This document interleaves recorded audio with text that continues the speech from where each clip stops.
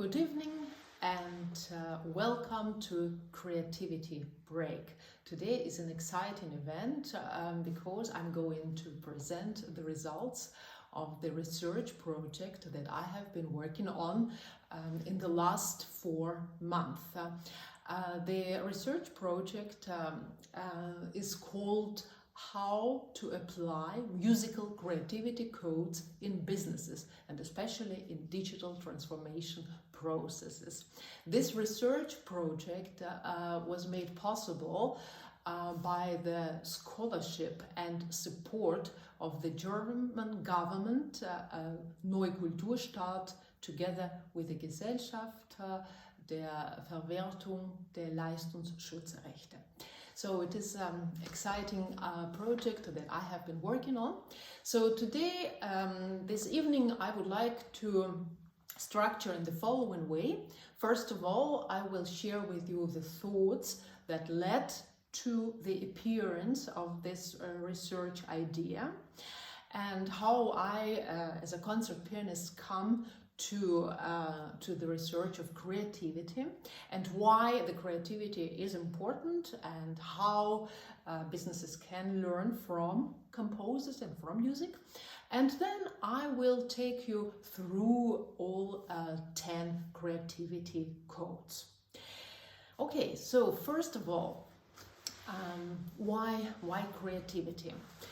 As a founder of Moving Classics, I have been talking and interviewing living composers who are composing new piano music.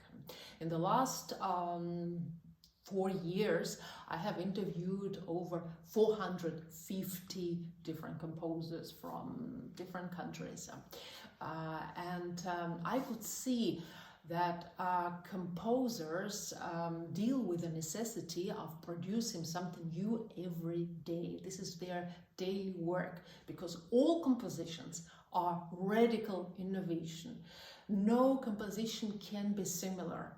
So this is a big challenge and they need to come up with different tools and methods, or that was the question, if we could systemize all this know-how that we had through the conversations with them and put them into one system. And there is another thought that also inspired me to work on this research project.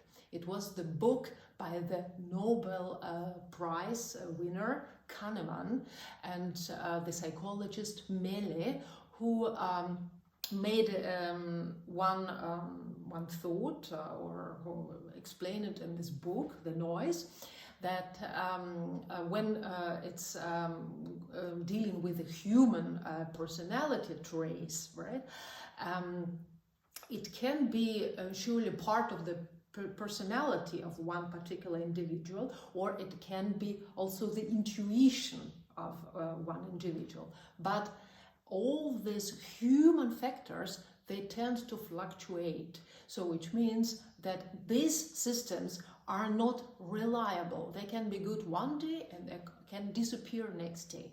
So it is much better to take something intangible like creativity and try to reduce it to simple rules. And in our case, to the creativity codes.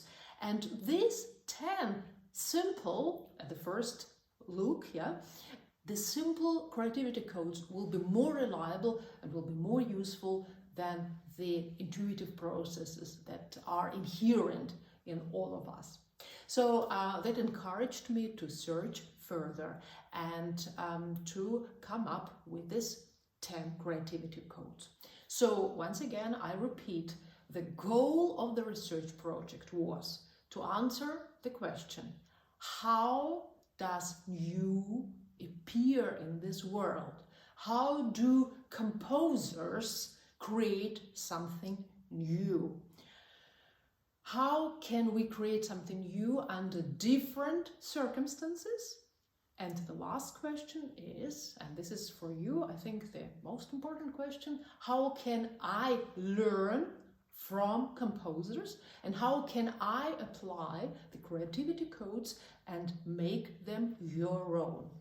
So today, when I will be talking about this creativity code, I will do it like this. First, I will present the code. Then I tell you how composers define it and show you some little examples on the keyboard.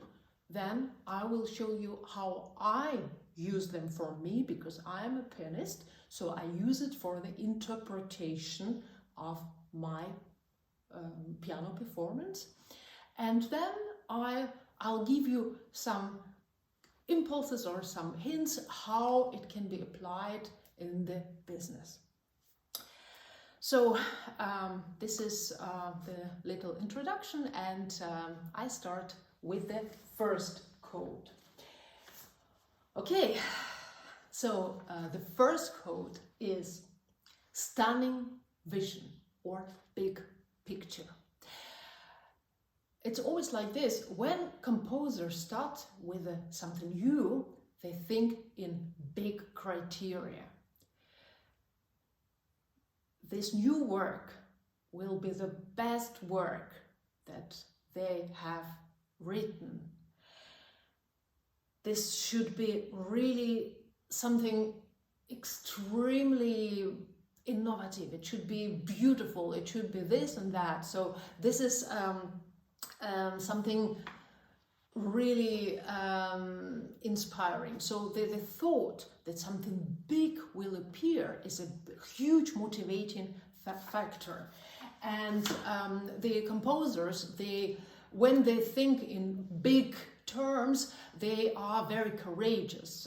They also reach for the stars, and that makes it really very exciting.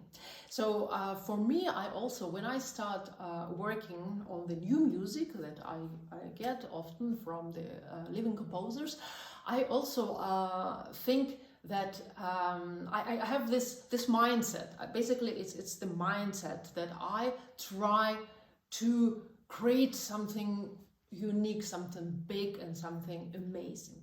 I give you an example, and this is the Joel Seda, the young composer from Puerto Rico, and he was thinking how to express this the turmoil of creative process in music, and he thought that the music is like having children. So it gives you much pleasure, it gives you much pain, and it gives you sleepless nights. And it's all in the lullaby that he composed. So I'll play the first bars of this wonderful melody.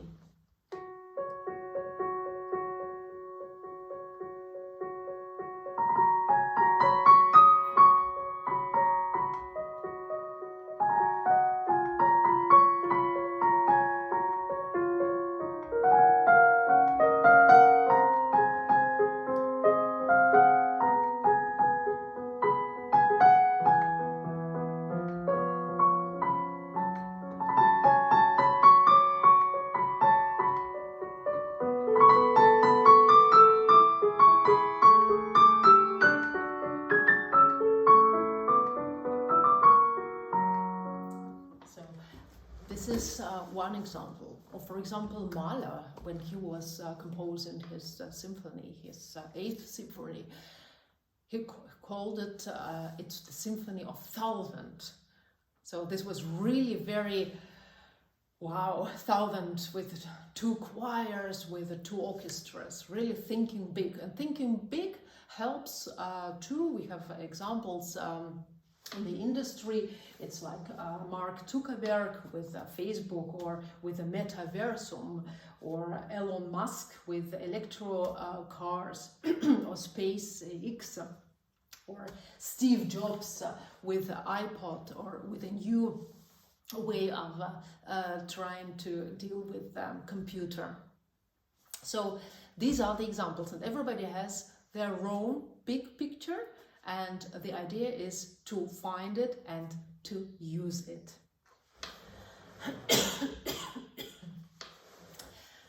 So the next creativity code is a little bit connected with the first one, but it goes one step further.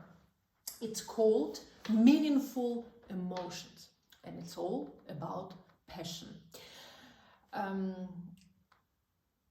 When we are kind of emotionally connected with the things that we are doing, then it gives us meaning, and it gives us also purpose. For the composers, this is really the first prerequisite of their work. All the emotions that they live through, be it the joy or the happy moments, or even the painful moments, they inspire and give a big creative push. We know it from the musical history of when Sergei Rachmaninoff had a very difficult time in his life where he was feeling depressed, but he could transform this feeling of sadness into one of the most beautiful piano concerto ever written, the second one. So this is one example. When we are thinking of Robert Schumann, when he was so deeply in love with Clara, he could write one of the most inspiring music.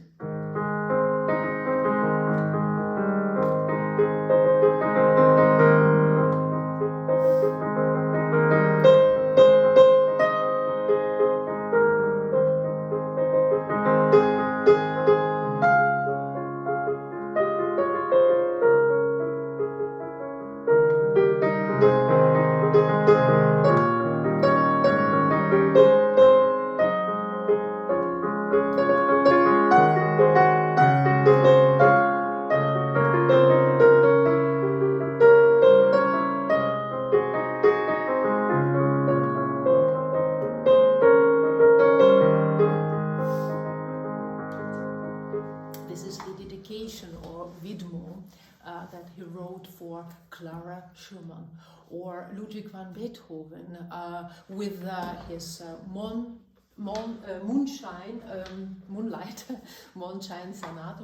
Sonata.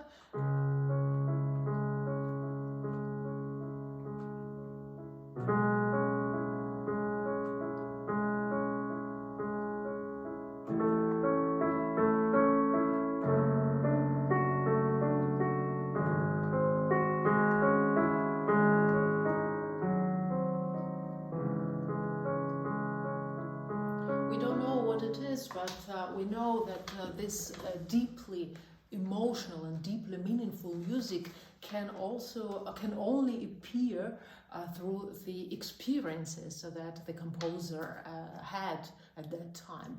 And with the living composers, we know very for sure that they write music that has purpose for them.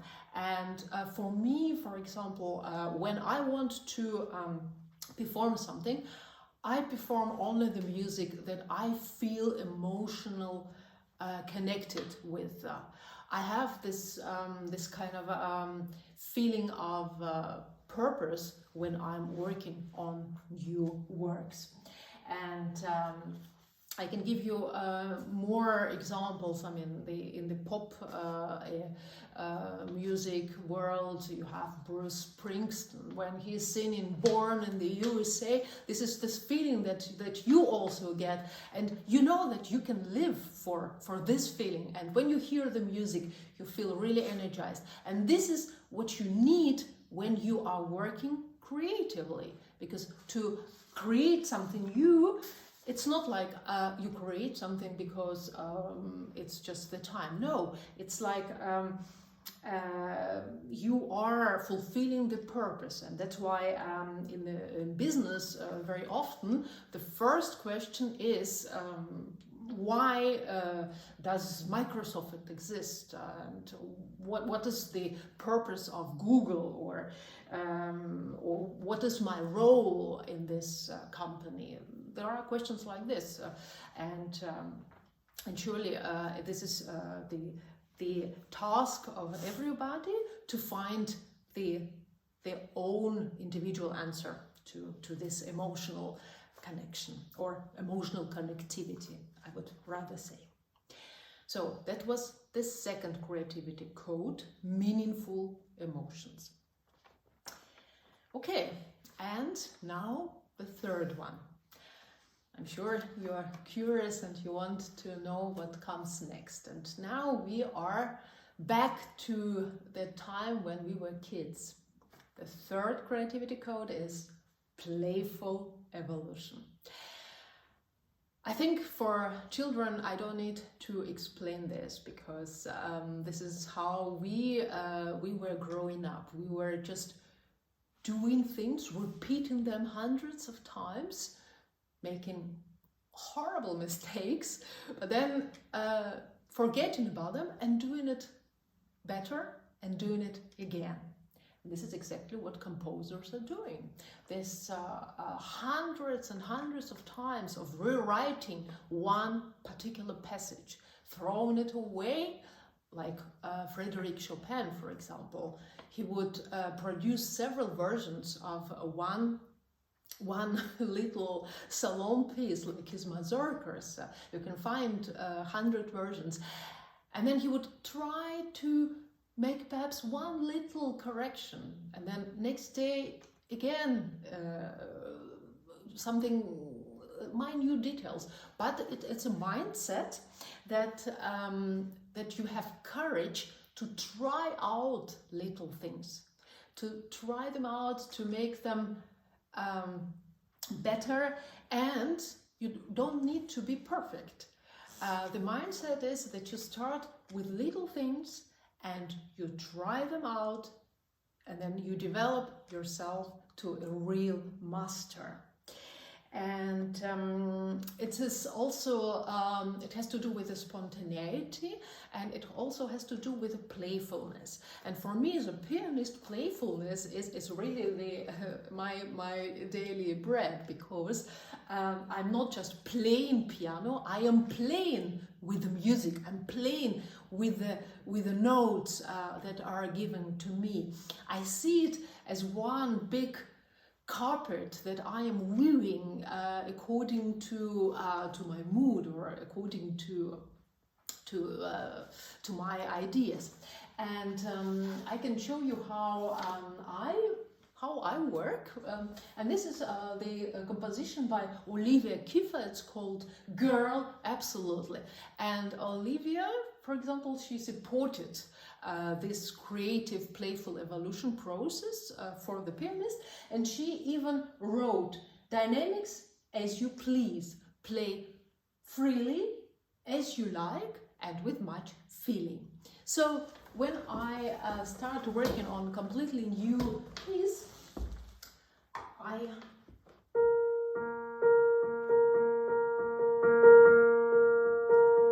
this is only just 3 bars, but I can play with these 3 bars.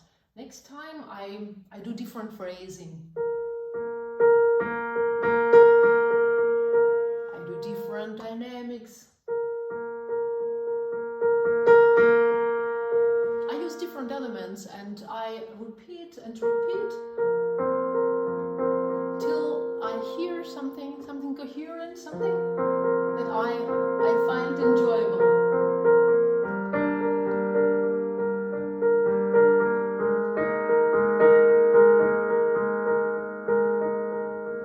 Well, the playful repetitions, this is the basis of creativity. In companies, some of you might know, this is the so-called design thinking mindset. Mistakes are allowed, you try, you experiment, and you enjoy experimenting and trying out new things. So this is playful evolution. Now we go one step further, and the 4th creativity code is called smart structure. The creativity means not only to see the details, as I was trying to show you in the last example. Creativity means also to see the whole, to see one big element, if you want, and see the development lines and see structures, because it allows you to reduce complexity. It gives you also clear vision, and these smart structures allow you to be free within the given frameworks. So you can see this is like the mental architecture that you built for you. So we know it from the music theory. As musicians, we spend many hours trying to figure out the musical structure, which is really something like geometry. And we know that there are different patterns, there are different structures. For example, maybe you heard this funny word rondo, rondo, like the Turkish march.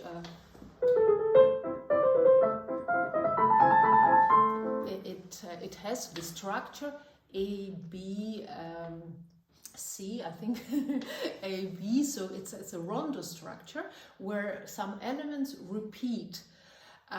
There are also structures like in pop lit, where you have the refrain, something that repeats all the time, and like in Baroque you have this da capo, where the pieces repeat in complete form, where you have the, for example, the fast first movement, and then the second movement is slow. So they are really kind of structures that are already defined, and these structures allow certain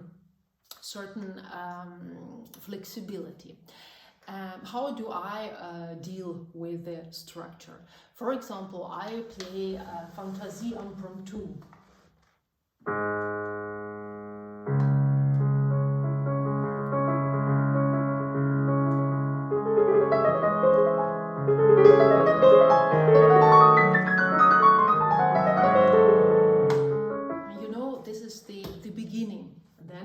This wonderful middle part that is completely different.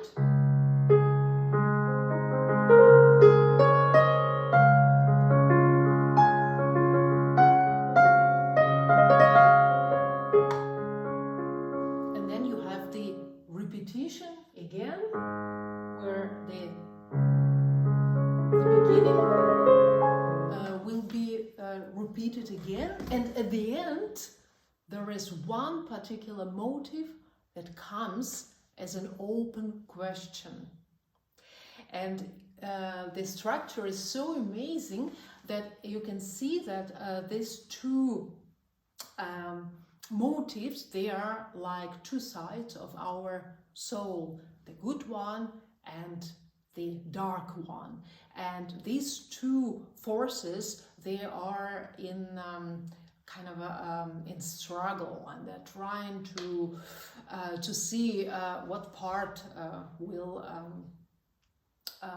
get better. And so what I want to say, that this smart structure that Chopin chose allowed him to create the story behind the Fantasie impromptu. So it's not just the music, and it's not just the repetition, it's also the purpose behind, and this is and this is up to our fantasy to interpret it. For me personally, the more clarity I have about the structure of the music piece that I am playing, the more energy I have to devote myself to creative thoughts. I can allow more flexibility, because I always know, okay, this is it's like, if you want to compare, it's like the road map. So I never leave this road, but I know that within this road I can do some sightseeing, if you want, if you prefer this this metaphor. What is also possible, or what I mentioned, that the smart structures allows you to reduce the complexity. This is also possibility. So I kind of try, like in this case with many notes, I define for me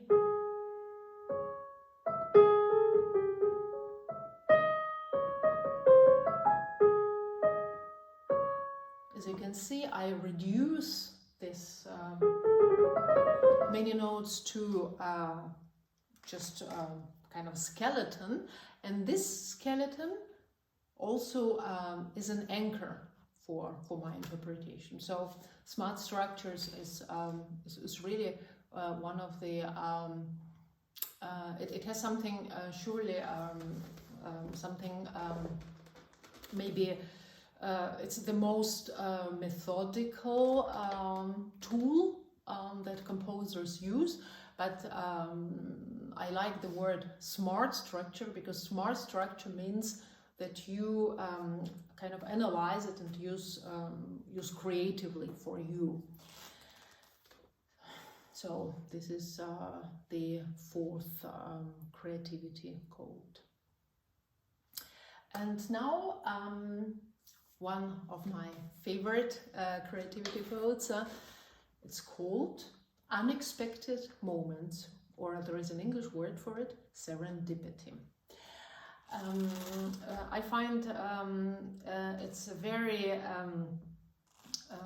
enlightening to understand the music perception as a reception of expected and unexpected moments. So every time when people listen to music, they hear something and they expect in the next minute similar patterns. And according to our musical education, musical preferences and our upbringing, we all have different expectations. And we anticipate the music. And this level of anticipation is different. For some people, they get bored very fast because they want something new, something they didn't expect. And sometimes even when they get these unexpected moments, they get goosebumps. And for others, they prefer to stay for a long time in this unexpected, in this really expected, anticipated modus. So this is perhaps how we also define for us why we listen to certain pieces and why we kind of turn off the Spotify when we listen something that we find as a little bit banal. So everybody has its own formula, but all the masterpieces, regardless of the genre, they have something similar, and they have they combine all these elements, expected and unexpected, in the unique way, and that makes them very special. For me, for example, I like the combination of unexpected moments when I play Schubert impromptus, for example.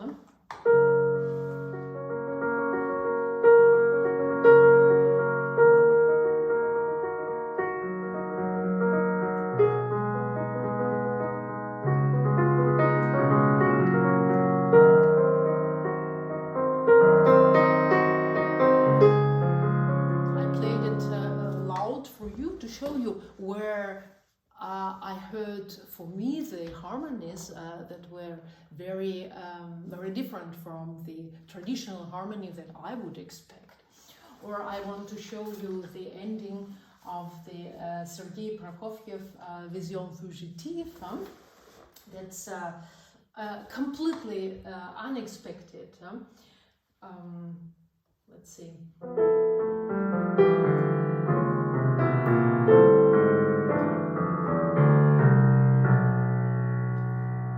You expect, right? But we hear.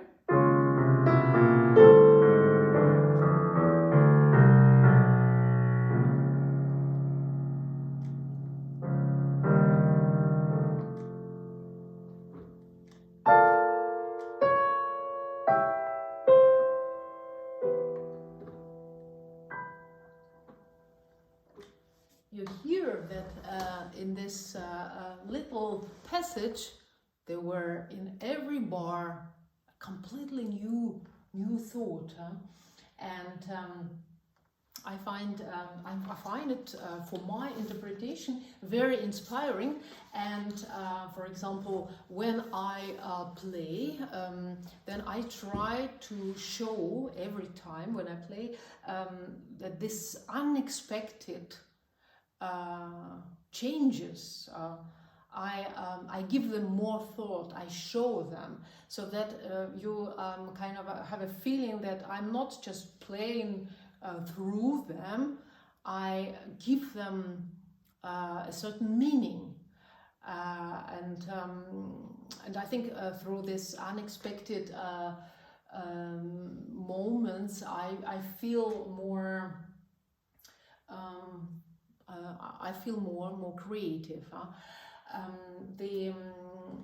also like the ideas of a German economist Wilhelm Busch, who had his own theory, and it's a theory about serendipity. And he says that every situation has for him the dots, and the dots they appear, but our goal or our task is the dots are there, but we have to connect these dots and see how these dots how they can create a certain story. Yeah, and the task is to combine these dots in a certain way. Basically, as a musician, I understand it very well, this thought, because I can show you this this music notation. Just 1 second.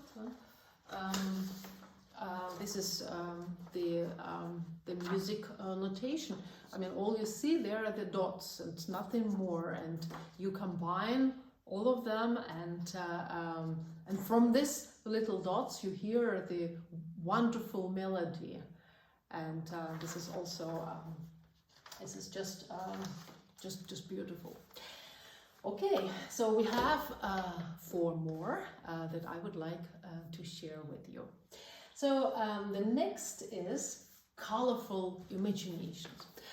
Colorful imaginations perhaps is the creativity code that comes closer to your intuitive idea of creativity, because all the composers, when we ask them about music, and if we ask them if music is fantasy or reality, they would always say yes, this is fantasy, and this is really the imagination.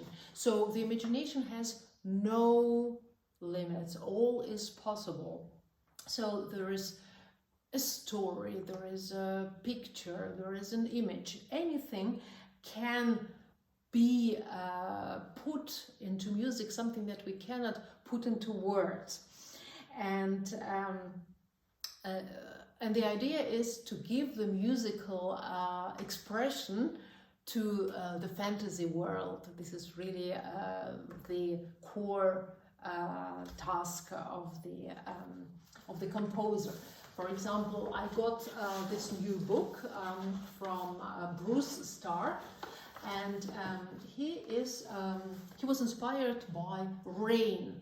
The title of the piece is Gentle Rain.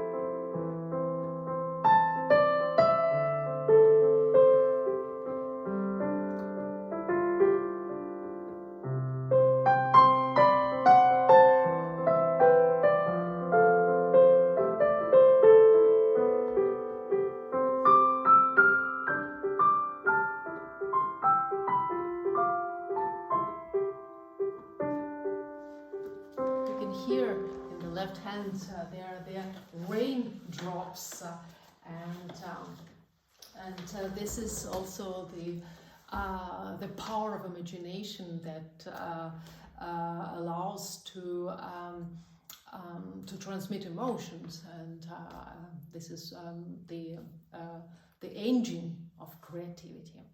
So colorful imaginations. And another creativity code that's also very powerful. It's called Shake Up Contrast. We know it from the literature, from film.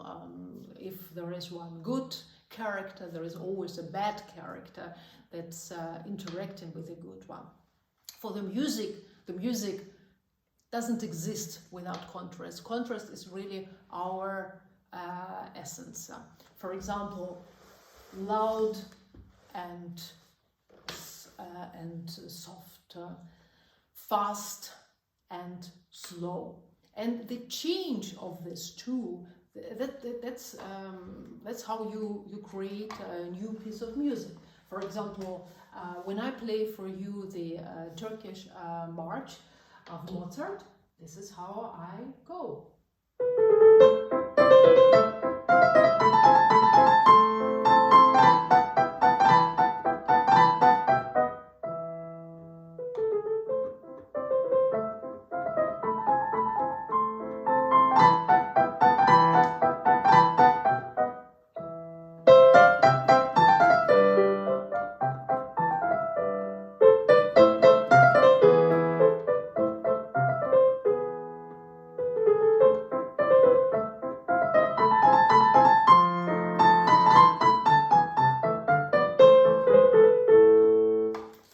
Hear that if I play everything in the same dynamic level without contrast, then it will be very monotonous and it won't be really creative.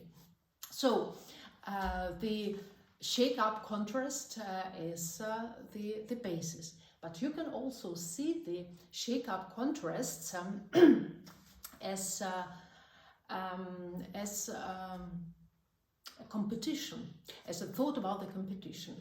For example, when companies compare the products, they pay attention to different details, and they compare the details. How are they? They are the nuances, the little elements. Is it better or even better? And so you compare the contrast and see how you can create one pool of products that are also competitive. Or for example, the football trainer makes a team of contrasting workers that have different strengths and have different weaknesses, and they're all together, they represent one big unity. And it also it consists of shake-up contrast. When I do my programs, for example, when I prepare recitals, I also pay attention that I deal with the shake-up contrast, because they are very stimulating. They also keep our attention. So this is the creativity code number 7. And now I come to the 8th creativity code. It's called thrilling proportions. Thrilling proportions you can also call think big or thinking in extremes. Now this is perhaps used a little bit too much. You can also say in films and literature, you know the situation.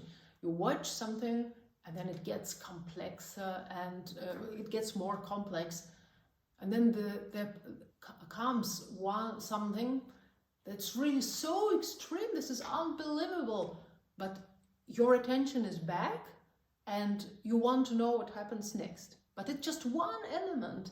This is really the exaggeration, and through this one little exaggerated moment, you get the creativity back. Sometimes you can also say, because we know the smart structures, it's part of the smart structure that everything is built in such a way that you have the waves with the culmination, yeah, where everything goes to this extreme point and goes back from this extreme point. It comes to my mind an example of the Queen of the Night. Everybody perhaps heard this extreme aria of Mozart from the Magic Flute, where the singer has to sing the highest F, and the highest F is really for the women's voices is really very, very high. So even for the professional sopranos, they have really a little bit of fear when they sing it, because everybody wants it, and if it doesn't come, then this particular thrilling moment not there. So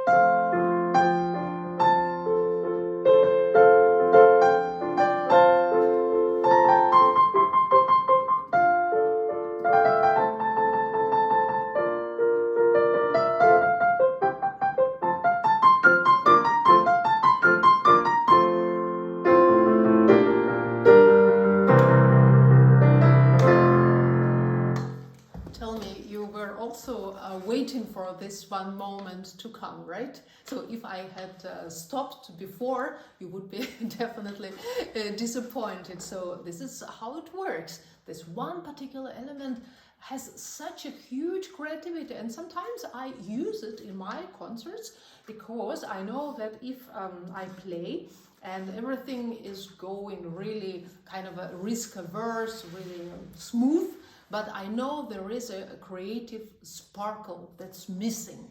So I try to exaggerate one element that I decide upon, and through this one particular exaggeration, I get the attention back, I get my creative energy back.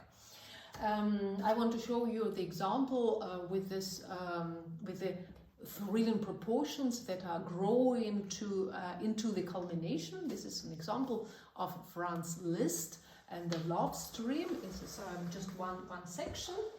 You will hear there are a couple of extreme moments that are built in through the smart structure.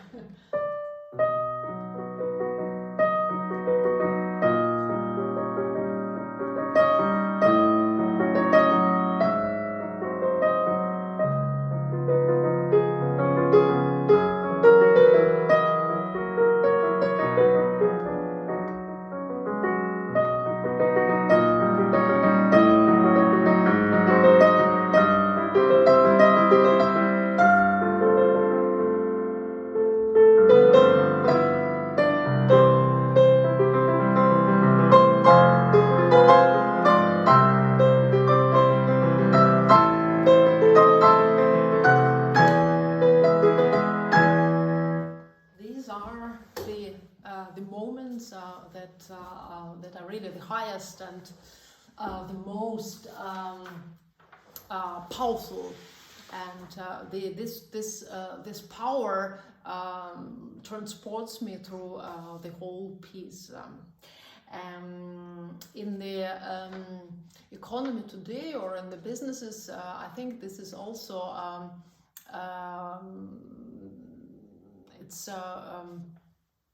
you can read the freedom proportions in newspapers very often. For example, when you think that the MacBook Air should have the weight of 1.29 kilograms, which is really unthinkable. Or you read that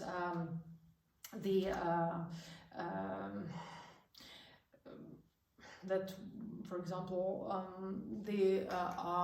some cars get the requirements that they should have extreme amount of kilometers, or they have one particular element that's really unbelievable.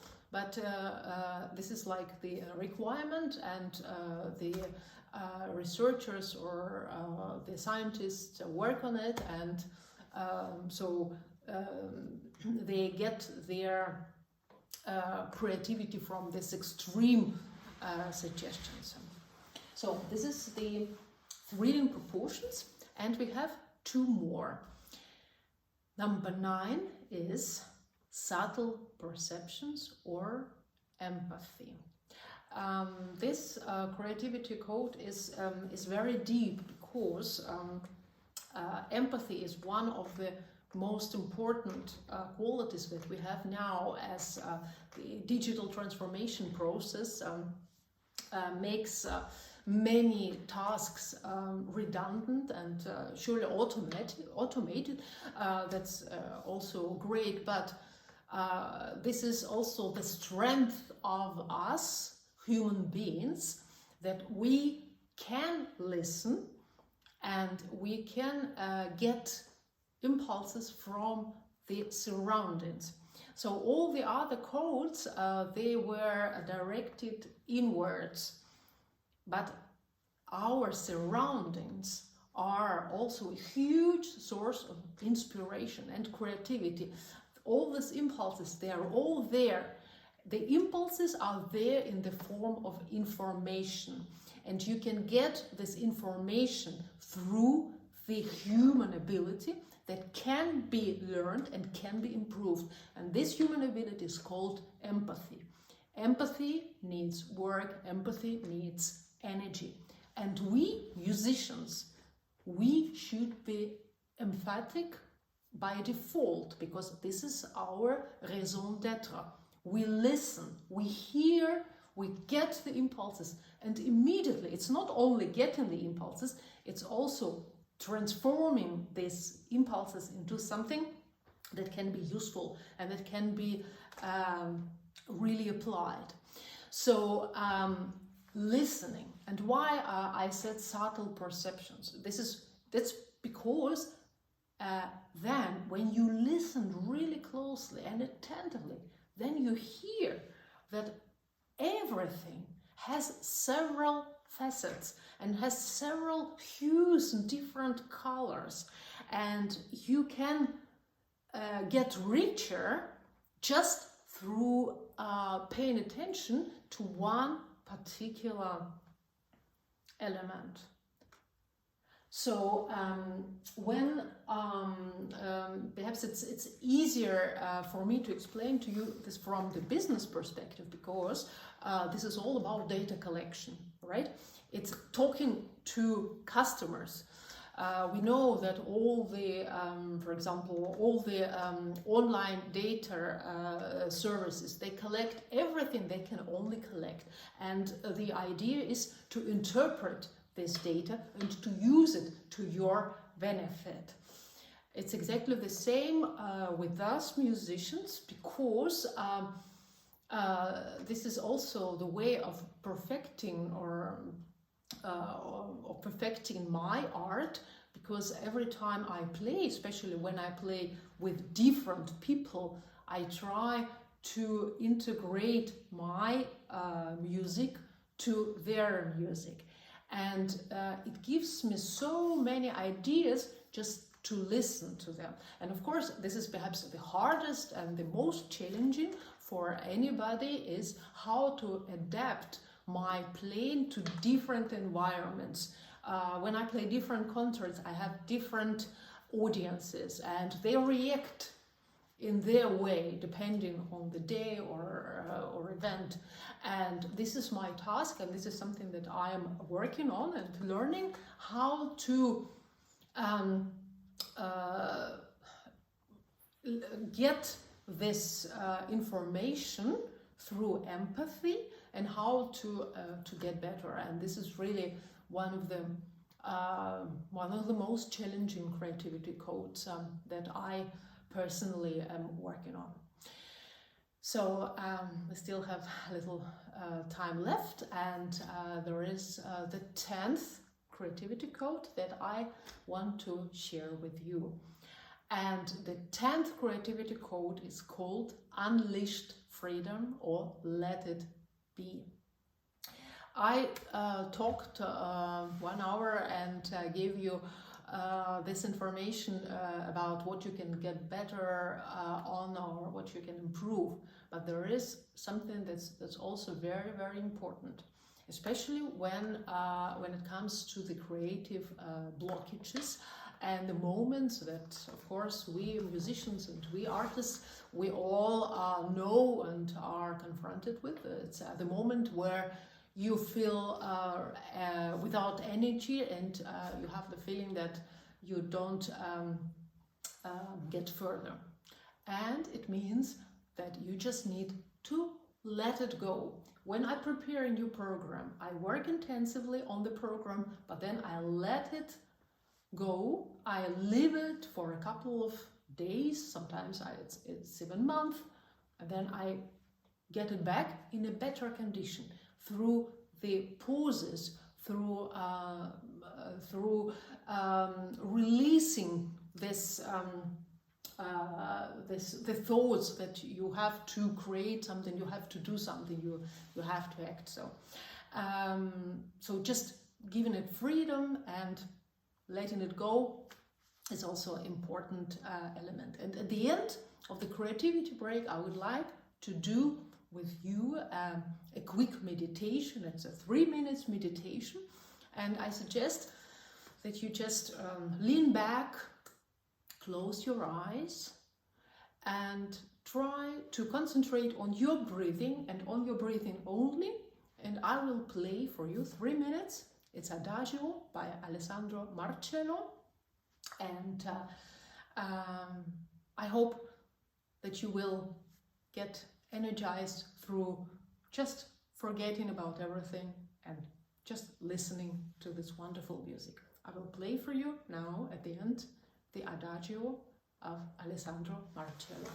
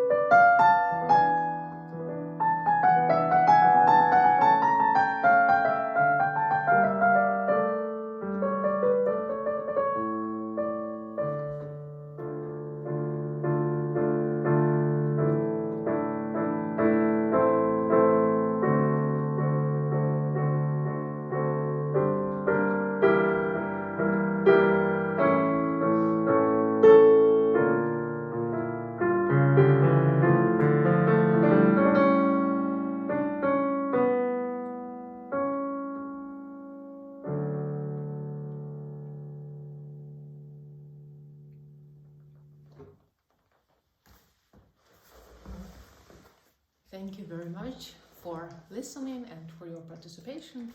And if you have questions, I'll be happy to answer them. Thank you.